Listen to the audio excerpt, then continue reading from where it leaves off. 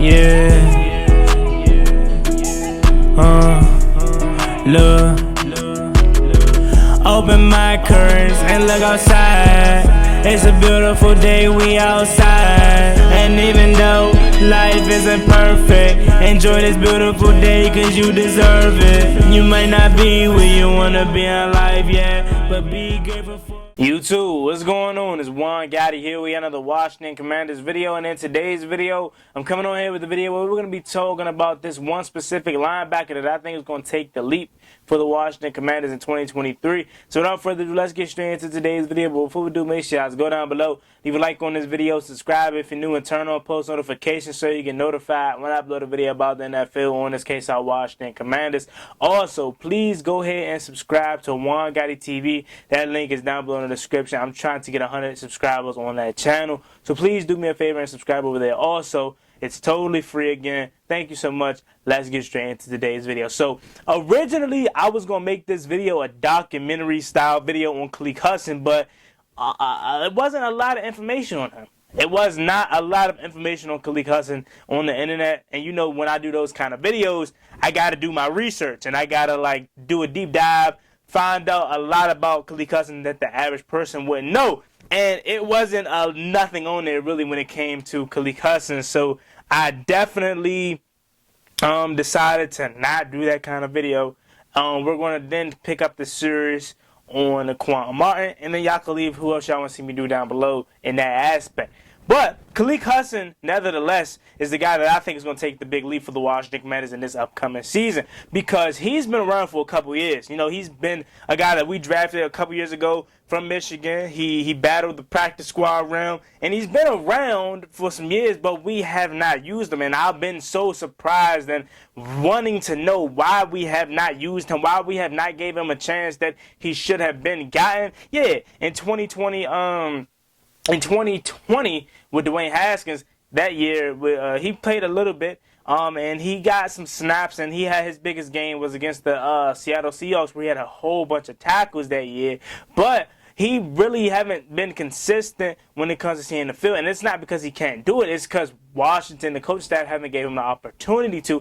And again, I was appalled as to why we haven't, because we haven't had any linebacker success, right? You kept putting John Bostic out there, you kept putting David Mayo out there. Yeah, you had a young Jamin Davis, who's still pretty young, but you had him on his roster. He's the only guy that you should put out there with Khaleke Hudson. But other than that, there should not have been no reason, and obviously Khaleke Hudson, but there should not have been any reason why he wasn't out there on the field. Now, this year, I think they finally seen that, hey, Khaleke Hudson can ball, and I fully expect him to have this jump, okay?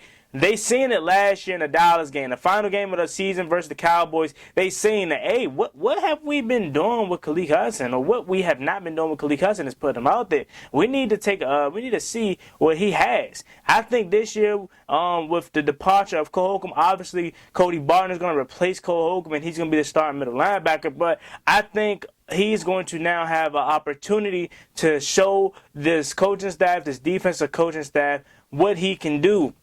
Obviously, we know Khaleke Hudson is an outstanding special teams guy, so I still think he is going to contribute in that department. Maybe give us a few blocks or two this season. But when it comes to him playing linebacker, I think they're finally realizing this guy is an athletic freak. We can move him all over the field. We can sit him on blitzes. That's what he did amazingly versus Dallas, was he was able to go get after Dak Prescott, go be a force in the run game. And remember, when he came out of Michigan, right, it was a point in time where people thought he could be a hybrid and he could play a little bit of safety. So I'm interested to see if they try to tap into that side of Khaleke Hudson. I don't think so, because obviously Cam Curl, Quan Martin, Percy Butler, Derek Force, they got a ton of safeties back there, but who knows? Maybe they even try to still tap into that side of Khaleke Hudson, but I think he's fully going to be a linebacker this year. And I fully expect him to not necessarily turn into a starter, not necessarily have this crazy jump,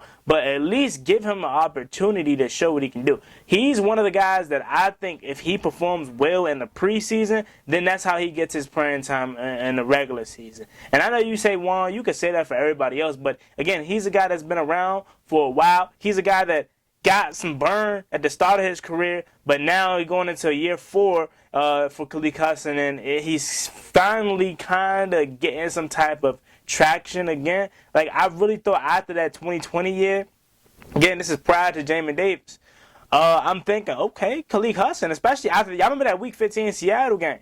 I'm like, okay, Khaleke Hudson might actually be something, right? Pair him up with Cole Holcomb, and then you go get Jamin Davis, the 2021 year. I'm like, okay, Jamin is going to take some years to obviously prevail because he's a raw prospect, but I was feeling good. I was feeling good with Cole Holcomb, Khaleke Hudson coming off of a okay, solid rookie year. Again, not bad because he wasn't playing. He was just terrible. It was he barely had any opportunity to play. Then you get Cole Holcomb back, who's going to be going ahead to that year. It's going to be his 3rd year, and then this past year was his 4th. I'm feeling good. I'm like, okay. But then Washington, for whatever reason, continued to try to put out David Mayo. We brought back John Bostic again. We did a lot of bad things. Like, that's why I feel like Washington, they devalue the linebacker position. Like, us as fans, we've been screaming for this linebacker room to be fixed for years now, bro. I'm talking going back to Mason Foster, Perry Riley, Zach. I mean, we had Zach Brown, and we thought Zach Brown was gonna be solid. Like, we've been screaming for multiple regimes now. Like, we need to fix this linebacker room, and every regime, right? Since London Fletcher retired, really, we have not addressed that middle linebacker, that ace, like. Cole Holcomb was fine with me. I thought we should have re-signed him. He was quality for me, right? But we let him go. And not even necessarily just with middle linebackers, right? Like I mentioned, Perry Riley, who played outside linebacker. He was okay, but that was like kind of the best we did, right? Now you got an opportunity to have 2 athletic guys playing side by side with Cody Barton. Now, here's the thing.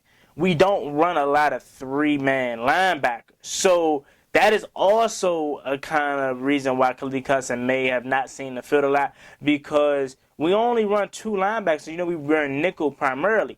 Maybe Jack Del Rio switches it up this year, right? And he goes a little bit more base. And then that's where you'll see the 3 linebackers. But considering the fact that we run nickel and we have majority safeties on the field than we do linebackers, that is also a reason why Khaleke Hudson hasn't been on the field, because the scheme and that we run. But I think that it may be an opportunity, again, if Khaleke Hudson go out there and balls, it may be an opportunity that they switch it up here and there. Like, I'm not telling them to go 3-down linebackers every single play. No, I'm not saying you can't avoid nickel, but maybe they switch it up, seeing now what Khaleke Hudson could bring. Again, he's a guy that can cover, athletic guy. He can go get after the quarterback, a blitzer. He can be a force in a running game. He can cover tight ends, like I mentioned, running backs out the backfield. I just think it's all about the opportunity for Khaleke Hudson. And again, he's a tackling machine. I keep pointing out that Week 15 game because that was the game where I believe he led the team in tackles. So he's not afraid to go hit. So as much as I'm wanting Jamin Davis to pan out, I'm fine with him, like I mentioned yesterday, just being quality at this point. Cody Barton, we'll see. I'm really have more expectations for Cody Barton than I do Jamin Davis, because again, Jamin Davis, I'm just fine with him being quality, and I don't want him, or I don't necessarily think he's bad if he doesn't reach the potential that we think he can or should have reached to the being drafted 19 overall at this point. Khaleke Hudson, I would even say I'm looking for him to have a more impactful season than some of these linebackers on the roster. You still got Milo Eifler out there, who's on that back end. I wonder, again, like I said, is DeJon Hurst still over here? Maybe they find a way to pluck somebody else off of some other teams' practice squads, and once training camp rolls around and cuts being made. Because, again, you look at the linebacker room right now, you got Cody Barton, Jamin Davis, and Khaleke Hudson as your main 3. We still need some depth. Because even if Khaleke Hudson doesn't make a starting role or make a a valuable playing role, you still need more than 3 linebackers out there. So I still would like for Washington to upgrade linebackers, and again, they just seem to throw whoever out there, and it's like we deal with it, but hopefully that changes now with the potential emergence of Khaleke Hudson, and he can actually be something for us. So there you have it. Let me know what you guys think about this video in the comment section down below. As always, me and boy Juan Gotti. Don't forget to like this video, subscribe if you're new, and turn on post notifications. We're on the road to 6,000 subscribers. Also, please go subscribe to Juan Gotti TV. That link is down below in the description. We're trying to get to 100 subscribers on that channel. Thank you so much. See you guys next time. I'm out. Peace. We the kings of the East, I hope you're hearing what I'm saying. The DMV behind you, commanders. Now it's time to step in the field and take command. 1932, we was established. We been running the NFC East every year after like. We got the best fans in the league. You cut through our skin, it's burning gold where we bleed. Cause hell to the commanders, we the best in the league. We fight for DC and the whole DMV. We got a new name but still got the same rings though. We got a new name but still on the same mission though. And that's the what it's about, we fall back to the city.